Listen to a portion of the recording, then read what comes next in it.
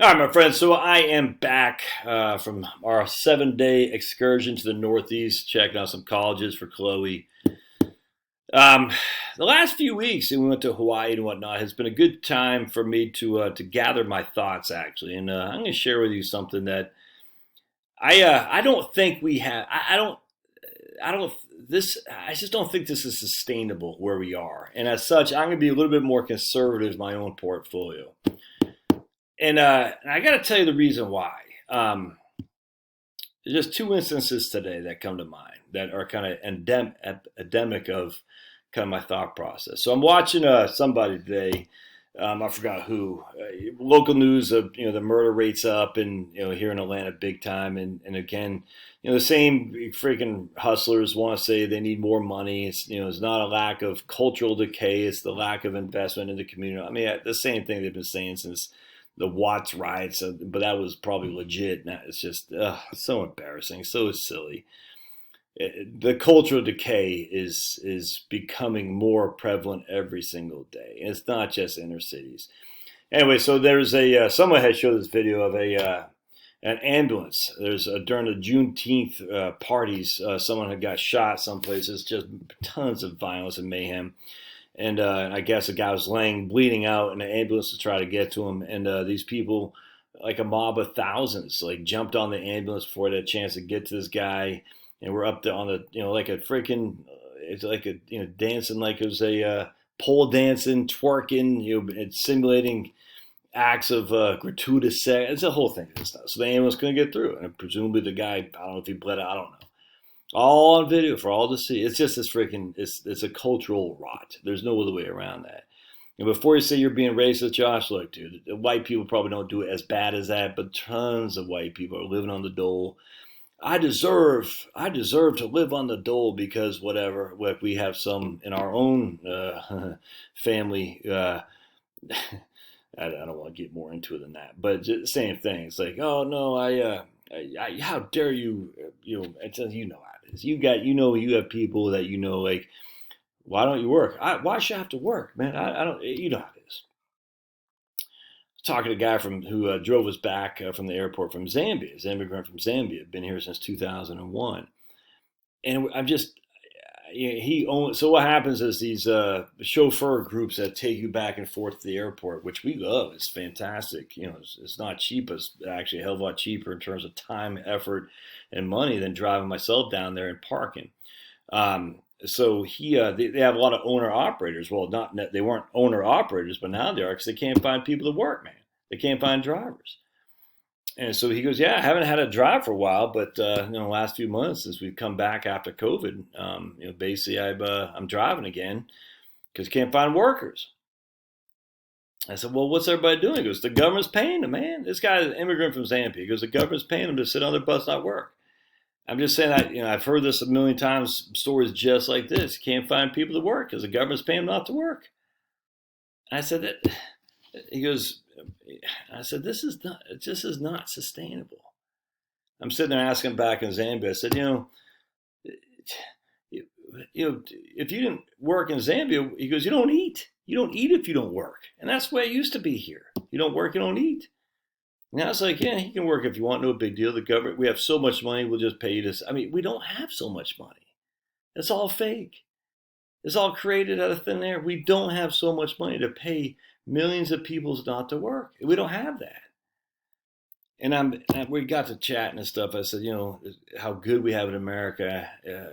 We throw away, like our poor people they throw away freaking meat, chicken. He goes, yeah, in Zambia, I was lucky to eat once a day.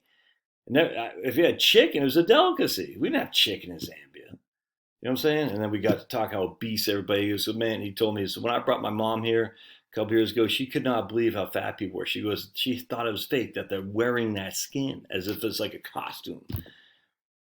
It's just, it's absolutely disgusting. It's disgusting. And this is not sustainable. It's not. You can't have people not working.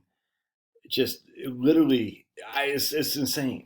Just getting 350 pounds per, no exercise, and yet they vote and they're growing and the producers are narrowing, so their vote has become more and more relevant to the overall fundamental voting of society. And of course, they're going to vote themselves a welfare check. And again, this is all encompassing. It's not just any ethnic group, religion group, racial group. It's just an underclass, as Charles Murray has said. It's becoming apart. He had written his book, Coming Apart. And it used to be the lower working classes, whites in particular, but blacks too, where they got married, they had children, they went to church, and now no one's getting married, no one's going to church. Not even that many having children that much, so much. I mean, some are, but not that many. But certainly without a husband around. And it's just, this is not good. You can't have a society, and this dichotomy. The producers are being dwarfed by the takers, and the takers are growing and growing and growing, and it's becoming, you see what I'm saying? It's not sustainable, man. It's not. There's no way this can last, because there's only so much money. I mean, look, you can print all the money you want, but at the end of the day, you simply can't have an underclass that's growing and growing and growing. And then the producers are going to throw up their hands and say, enough of this. Like my man saying, at some point, I'm going to retire back to Zambia. He goes, it's still poor. He goes, I'll take my American money because I've done well. I've made money. I hustle. America, you can hustle. In Zambia, you can hustle, but it doesn't matter. There's not any jobs. In America, there's still jobs. So people trying to come, they're not trying to sit and get the welfare checks. They're kind of trying to come over and work. Anyway, so I'm sitting there thinking to myself, okay, so if it's not sustainable, and I don't think it is, and look, this doesn't mean America won't exist or anything like that. It just says there's a feast and famine, just like the biblical, the 7 years of feast and the 7 years of famine.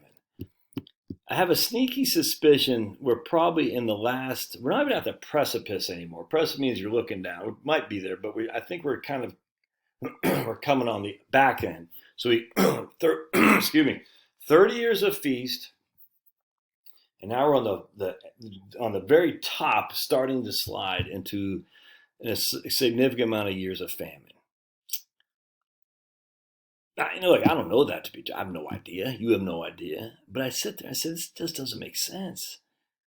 You can't pay people not to work.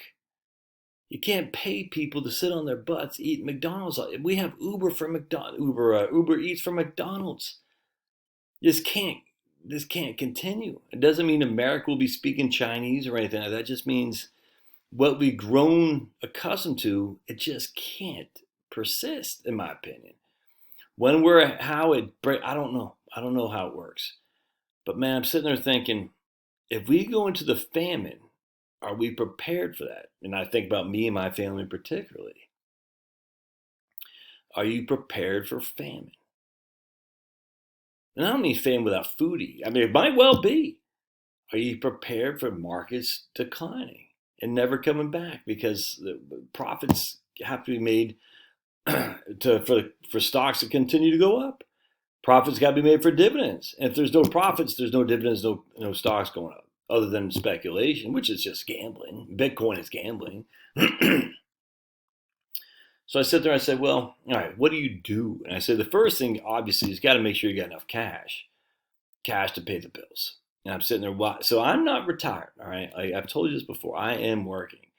I'm getting more conservative in my portfolio, though, because so what I'm doing here's what I'm doing, is I'm looking where my portfolio was on the end of January of 2020. I'm looking where my portfolio is today. All right, so let's just say at the end of January 2020, at $100,000, just for simplicity. Dropped to 65,000 at the end of March. Now it's up to 130. We'll just use that for example. It's just something simple. So what I'm doing is I said I'm going to keep that 100,000 I had at the end of January in stocks, but I'm going to take that 30,000 and move it to tips. I've basically done that. Tips, and I've told you this before, tips and REITs, but predominantly tips or cash. Now, I'm still working, right? So I'm still trying to build my cash portfolio. So I'm doing two things. I'm basically locking in my gains over the last 16 months or so. Locking in, because I said, okay, I'm going to take the gains off the table. I'm putting that money in the tip. So I started with 100. I'm up to 130. That doesn't make any sense why. I'm taking that 30 off the table and dumping it into tips. Ginnie Mae, CDs, REITs, real estate investment trusts. I don't care, but something that's different than something that has more tangible behind it, assets behind it. Real estate investment trust, your house is a tangible asset. A building, a government bond that's guaranteed as a tangible asset. All right, so I'm saying okay, and I'm still heavy in stocks. Don't get me wrong. I began to do this the other day. I bought some REITs, some tips. I haven't bought the REITs yet, and I will. And I'm going to make an order tomorrow at the market to sell the rest to put me back where I was. So I'm taking gains, and I'm still predominantly in stocks. But for every 100,000 I had, whereas 130,000 stocks, 100,000 that grew to 130, I was 130 in stocks. Now I'm 100,000 in stocks and 30,000 in a quasi. REITs aren't the same as tips, I grant you, but they're a little bit different than just typical stocks in terms of S&P 500. All right, and so I'm still putting into my M1 finance. I'm still funneling money on a bi-weekly basis, as you are too if you're working, and that's all going out of stocks. But I'm also building up my cash more so too. So I got three things happening. I want to keep focused on building my cash, keep focused on building my stocks in my dollar cost average account, but I'm taking my gains off the table from where I was a year ago. Because this has been a fake year, man. No other way around that. No other way around that. And again, I don't know when, where, how the market's going to change. I don't know. I just don't think it's sustainable. There's going to be some famine coming. How are you going to protect yourself from it? And this is the way I look at it. Could tips fall off a cliff? Sure, but at least we know tips are guaranteed. On top of that, we do know tips are inflation adjusted. So if inflation does rear its ugly head, and I'm not really expecting it to, but if it were, the tips would go accordingly. We know if inflation doesn't rear its ugly head, I still got government guaranteed bonds, fixed income, which does great in deflationary markets. So I'm fine with that. Either way, it works. You're not gonna make a killing, but you're not gonna get killed. Now, if I'm on the other, so that's for me, who's still plugging.